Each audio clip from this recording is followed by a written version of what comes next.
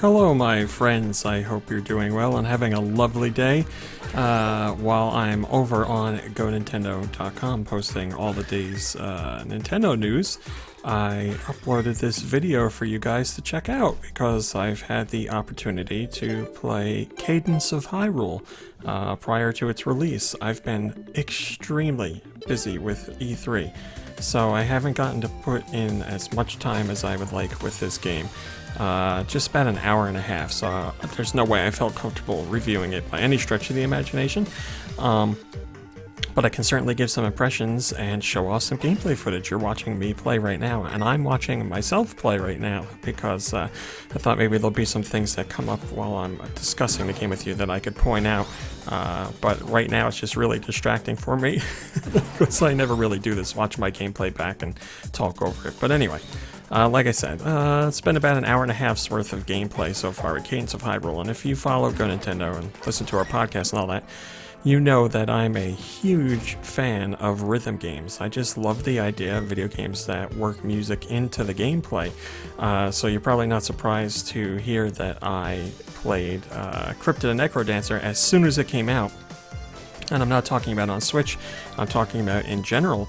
I got it on... I don't know what platform it came out on first, but that's where I played it. I was so excited for the game to come out. And I loved it. I just loved the mix of gameplay styles. It was something so unique that I hadn't seen anywhere else before, and I found it totally addictive. And when I heard that they were doing a combination of Crypt of the NecroDancer and The Legend of Zelda, I was like, well, you gotta be kidding me. This is like a dream come true.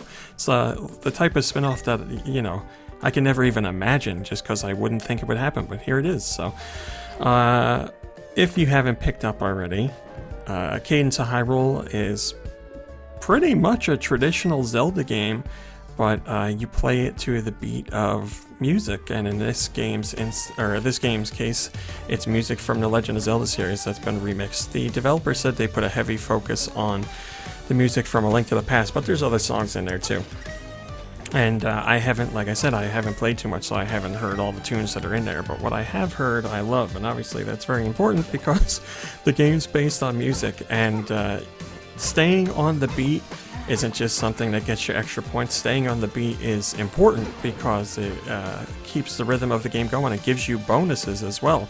So you can see down the bottom of the screen right now there's a Triforce meter, and it's showing you when the beat hits, and that's when you should be moving. So the more consecutive moves you do in a row to the beat, the more that meter builds up, and eventually it'll start blinking like in rainbow fashion, and that means that you're gonna get some bonuses. I think it means you can hit stronger too. Don't quote me on that, but yeah, there's things that happen, and if you miss the beat, the game's like, hey, what are you doing? So you have to stay on that beat for everything. It's not just attacking enemies, it's just moving around the game in general until you get to a moment like this. Once you clear all the enemies on the screen, then you don't have to move to the beat. You can move around freely. There's no penalty or anything like that. Obviously, the enemies move around to the beat too, and their attack patterns are completely different. So some enemies, like you saw, will it'll just be like wiggle, jump, wiggle, jump, wiggle, jump, and that's the beat that they follow. But like these... like the blue guy over there, he's like wait, or he's wait, jump, wait, jump, wait, jump. And the mushroom guy is wait, spray, wait, spray. So everybody has like a different approach, and you have to learn them. And early on, very early on, like right out of the gate, the game is like, listen, what you should do when you see an enemy is wait to learn its attack pattern to see how it moves, and then apply that to your approach. And if you don't do that, you're going to get yourself screwed over in a big way because you're going to get hurt. Obviously with any video game, with most video games, when you're attacking an enemy, you watch to see how they move and what they do and when they do it and what their tells are. And that's how you learn and play and beat them. But it's doubly important here because if you don't stay on that beat and move when they're not moving, then you're going to get hurt and die very quickly. And even though I've played Crypt of the NecroDancer, it takes a second to get back into that thought pattern, and obviously the enemies are different here in this game than they were from that. They're doing, you know, similar move patterns, but how these enemies attack is different. So it takes a little bit to get in that. See, like, I got no problem moving on a beat for most of the time. That's just not an issue for me. But there are moments where you get mixed up and lost in the moment. And I'm not saying that as a gripe. It's just something you have to think about more so than other games, because that's not an element. It's another layer to movement that you just don't have in other games. But that's what makes it so much more rewarding, because you learn those patterns, you stay on the beat, you get the feeling of the music and the tempo, and then you put it all together and you can do some really cool stuff, especially when you're surrounded by multiple enemies. And you know, like this guy hits on, we'll do, you know, 1, 2, 3, 4 tempo. You're like, this guy I'll hit on the first beat, this guy I'll hit on the third beat, so I can turn on the second, do this, and blah, blah, blah, blah. Just, and then when you pull all that off without getting hit, it's just so awesome. But it is hard to do, so it's going to be interesting to see if this game is... It's not for everyone, obviously. Cryptid and Necrodancer wasn't for everyone, and Zelda in general isn't for everyone, but, you know, this game, Cadence of Hyrule, is not going to be for every Zelda player. Like, every Zelda fan's not going to pick this up and enjoy it. Because they're going to struggle with it. Some people just, and I don't mean this as a knock, some people don't have rhythm, so they're going to try and play this and be like, I don't know what to do, I can't make it work, and they're going to die.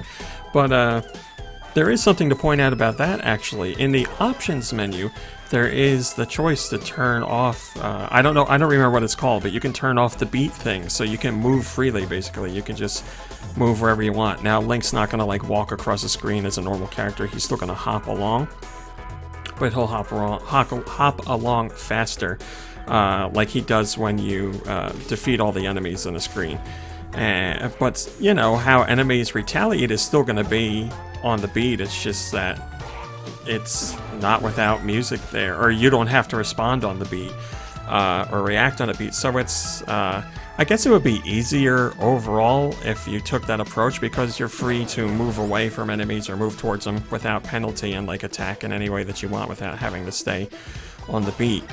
But you know, it'll have its own rules and ways of movement to get used to. So that option is there for people who really aren't interested in the beat. Just keep in mind it'll play more like a traditional Zelda game, but not exactly like a traditional Zelda game. As far as traditional Zelda goes, like I said, this is pretty much a traditional Zelda. There's enemies you're familiar with and some new ones too. Items you're familiar with. There's hidden places that you can bomb to find caves, and defeating all the enemies will unlock treasure chests and stuff like that. I think actually coming up there's a treasure chest that's related to music in particular. There's your traditional beat all the enemies treasure chest unlocks, and then there's a treasure chest coming up that is locked to a certain amount of beats. And it ticks down as soon as you get onto the screen. So every beat that passes, I think it's every beat, maybe it's every step. I'll have to look at the number while I'm telling you.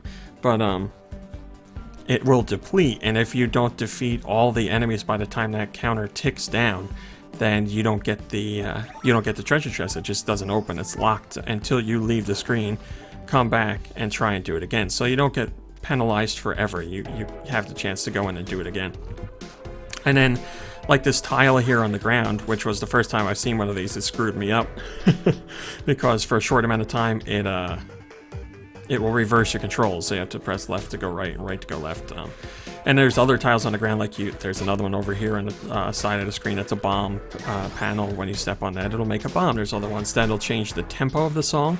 That'll make it slower or faster, and depending on what style you play or what enemies you're fighting, that can certainly help or hinder you. I try to avoid them in general, because anything that takes me like off the beat or changes the beat in the fly is a real troublemaker for me. So I try to avoid that. But what else is there that's traditional? Well, there's obviously there's bosses. I haven't gotten to any of them yet, but I'm honestly surprised at how many secrets there are.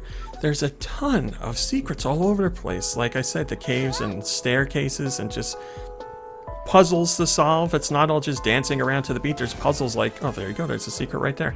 Oh, this guy. This is the first time I saw this guy too. everybody in here, all the enemies in here, this was the first time I saw them, and I was like, oh my god, I'm not going to be able to do this. I could obviously see that they're going to move differently, and I figured since I had full health, I would just go for it.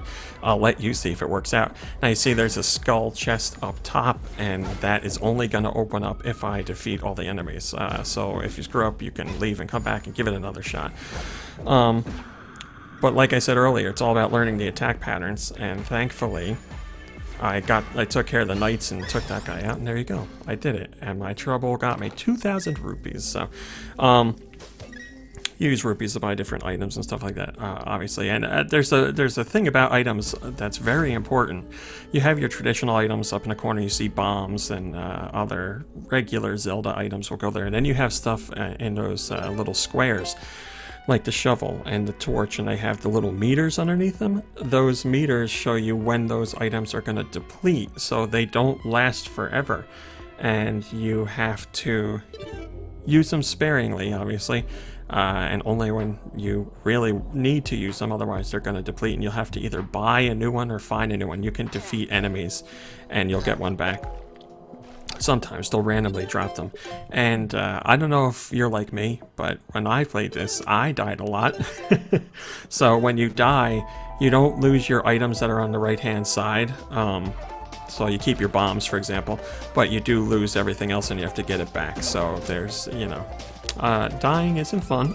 You don't want to die in any game, obviously, but here, if you do die, you have to get those things back. And there's certain things that, you know, you don't necessarily... I didn't run into a circumstance where I needed an item to continue, but there were circumstances where I wish I had an item because I saw something I wanted to get. Those stones that I hit right there, that's basically like a save point, as in when you die, you have the option of restarting here. The map will come up when you die, and it says where do you want to go to, so you can pick up right from there. So you don't have to go all the way back to the first square on the map. And work your way back up. So those are important to find. They're not on every screen. I want to say they're pretty few and far between. Here's a puzzle where I was like, I got no idea. Nope, I'm not going to do it. I end up just leaving because I figured I'd need something to get over the lava. Now, I just noticed that the treasure chest is here with the countdown timer. It's on the bottom right-hand side. You see, it's... Let's see. I mean, it looks like it's counting down. Oh, I don't know. I think it's counting down for every step I take. I don't know. Well, either way, you have to kill all the enemies before you get there. And I was like, oh, I did it. How come it didn't open? I didn't see this other enemy up in the right-hand side until too late. And I was like, well, let's see if I can kill him. And obviously, I didn't do it. There you go. I didn't do it. So, like I said, that's not your only chance. You can go back in, and that was my objective here. I was like, God darn it, I'm going to get this damn thing. So there's a reflect enemy. You can pull out your shield at any time. Shield doesn't have to be on the beat. You can just hold the shield and keep it out the whole time if you want. And some enemies, well, you know, some enemies will have their attacks blocked by shield. Other ones, like fireballs and stuff like that, aren't going to be stopped by the shield. But it's important to use the shield, especially for enemies like the Deku Scrubs or whatever you want to call them, because they're spitting things at you and they hide like on the next beat or the third beat. So getting up to swing at them is tough. And if you reflect the stuff, then you can take them out, and that's how I managed to get it done in the required amount of beats for this one, and I got the treasure. So, so yeah, that's my experience with the game so far. I'm really enjoying it. So excited to play more, but I don't know when I'm going to get that chance. And I've talked the entire length of gameplay. Sorry about that. I talk a lot. So that's my experience with the game. Hope you enjoyed. The game's out now for you to get, so go get it. And that's it for me. I'll catch you in the next video.